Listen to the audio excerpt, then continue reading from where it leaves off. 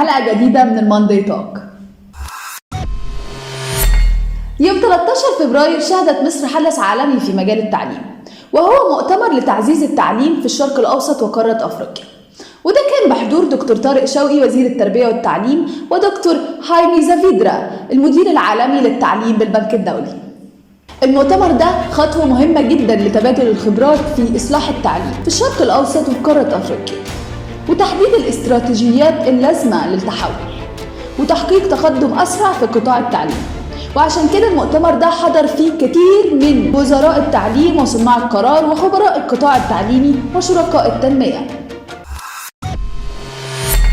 مارتي كريل الرئيس التنفيذي الأكاديمي ونائب رئيس المناهج والتدريس بمؤسسة ديسكفري إديوكيشن قال إن اللي حصل في مصر يعد قفزة كبيرة في تطوير المناهج اللي بتاخد بإيد الطلاب خطوة بخطوة من رياض الأطفال لحد المرحلة الثانوية، لأن الموضوع ما بقاش متعلق بمعرفة القراءة والكتابة، الموضوع بقى شامل التعليم والابتكار والتفكير والبحث.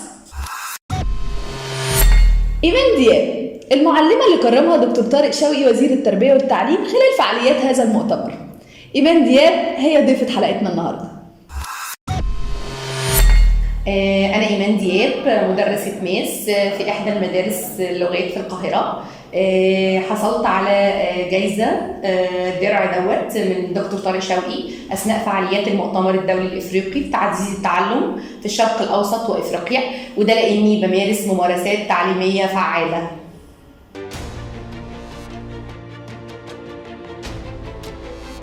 كل الممارسات من اول عصا الاسماء لحد الجيكسو، الزميل المجاور، الهانت فيش اللي هو صيد السمك، اللي هو الكورنرز، الجاليري ووك، ان الولاد يمشوا ويشوفوا شغل بعض، كان كلها متعه وحركه. والولاد في المرحله دي اصلا مش عايز يقعد، هو جاي اصلا عايز يلعب وعايز يتحرك. هو الحصه بتاعتي بقت ممتعه، انا بقيت ادخل الفصل الولاد يقولوا لي هنعمل ايه النهارده، وهم فرحانين وكانهم طالعين رحله من مكانهم، مش هيقعدوا جوه الفصل.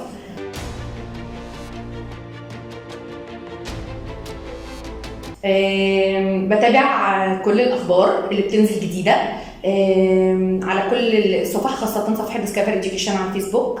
في لينك نزل للتقديم لمن يرغب من التدريب من المدرسين، قدمت على اللينك وتم اختياري في فريق الMTS ماستر تريننج، ورحت اكتوبر اكاديميه المهنيه للمعلمين في اكتوبر، واتدربت هناك وخدت كل الداتا بتاعتي، ورجعت تاني ادارتي، بدات انقل الخبرات اللي انا اتدربت عليها واعرفها لزمايلي المدرسين جوه ادارتي، وده طبعا نفعني جدا جوه فصولي ومع زملائي.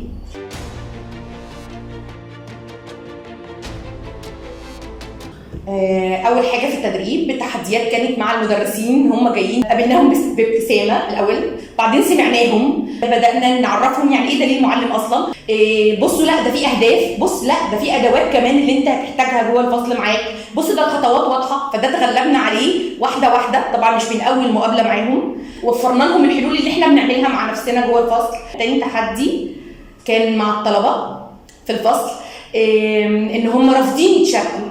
انا ماما قالت لي ما تديش الوانك لحد، انا ماما قالت لي ما تلعبش مع اللي جنبك، لا بدات افهمهم يعني ايه انتوا جروب واحد، الجروب اللي هيكسب له جايزه كذا، فبقى كل الجروب حريص بقوا يتشاركوا الحاجات عشان الجروب بتاعهم يفوز. دي كانت تاني تحدي جوه الفصل، انه ازاي الطلبه يتقبلوا بعض ويتواصلوا مع بعض. تالت تحدي كان مع اولياء الامور اللي رافضين فكره خالص انه مفيش هوم ورك. بدانا نعمل مقابلات مع اولياء الامور عشان نفهمهم انه في بعد كل يونت في حاجه اسمها فاينل بروجكت الطالب بيشتغل عليه، مع كل ليسون بيخلص جزء في الفاينل بروجكت. فاتفاجئت ان وليه الامر جايبه لابنها قص ولزق والوان وادوات يستخدمها، وبداوا يفهموا هم بيعملوا ايه بالظبط واحنا بنعمل ايه بالظبط.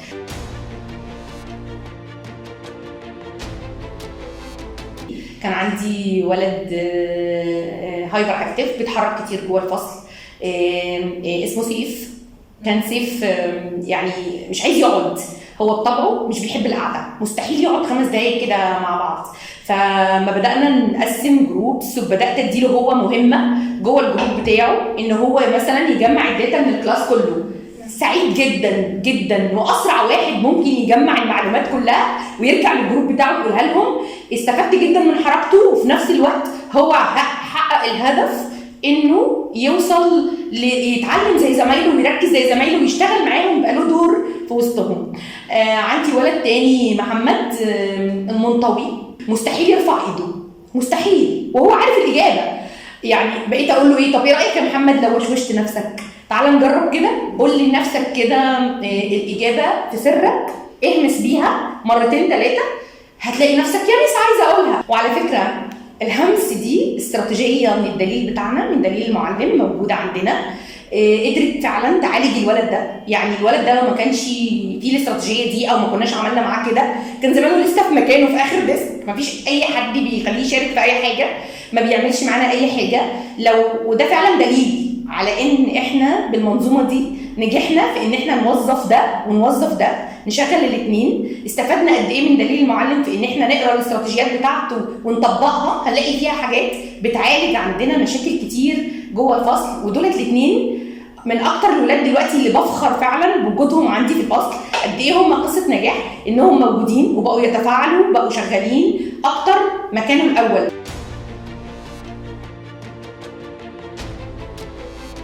هو انا نفسي اقول لكل اصحابي المدرسين، انت قبل كل حاجه انت انسان، انت بتسيب اثر جوه قلب كل طفل.